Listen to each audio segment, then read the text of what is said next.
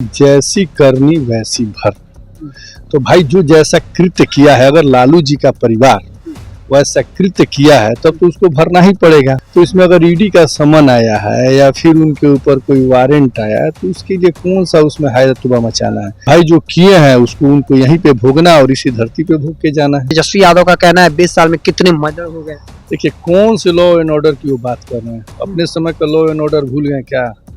जब शोरूम से सोफा उठा लिया जाता था, शोरूम से गाड़ियाँ उठा ली जाती थी।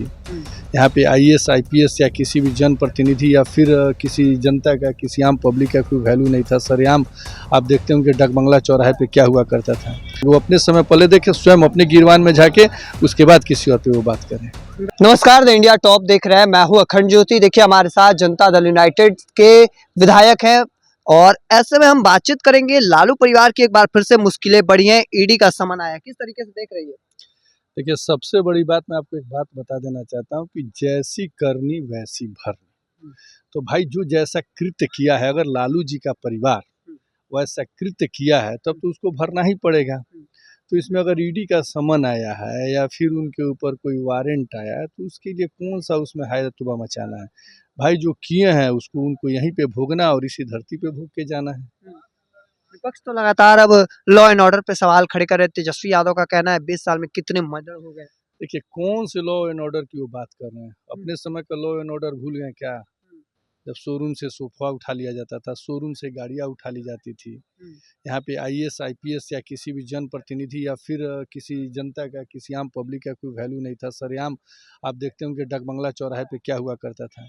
आज के समय में कम से कम लॉ एंड ऑर्डर का ये सिस्टम तो है कि अगर कोई अपराध करता है तो बचता नहीं है, तुरंत उसके ऊपर कार्रवाई होती है। तो फिर क्या लॉ एंड ऑर्डर की बात वो करेंगे? वो अपने समय पहले देखे, स्वयं अपने गिरवान में जाके उसके बाद किसी और पे वो बात करें। उनका कहना है कि लगातार दो दो पुलिस पदाधिकारियों की हत्या हो जाती है अलग अलग क्षेत्रों में। उनका कहना है उनका कहना है कि खून की होली खेली गई, तमाम नहीं देखिए सबसे बड़ी चीज़ मैं आपको बता देना चाहता हूँ कि कार्रवाई हो रही है या नहीं हो रही है। आप भी मीडिया वाले हैं, आप भी देखते होंगे कार्रवाई हो रही है या नहीं हो रही है। अगर कुछ हुआ तो कितने देरों के अंदर कार्रवाई। आप आरा वाला प्रकरण देखे होंगे, हमको लगता है सेकेंडों नहीं लगा होगा और दिन काउंटर हो गया।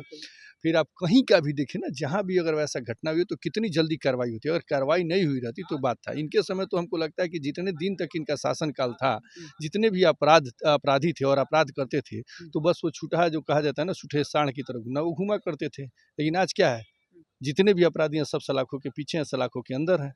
एक आखिरी सवाल रहेगा कि उनका कहना है कि चुनाव से पहले फंसाया जाता है, गरीबों की जो लड़ाई लड़ता है उन्हें फंसाया जाता है। देखिए फिर हमने आपसे कहा था ना, जैसी करनी वैसी भरनी। इसमें फंसाने वाली क्या बात है? चारा घोटाला हमको लगता है भारत का नहीं, विश्व का सबसे बड़ा घोटाला होगा, उसके ये अभियुक्त थे।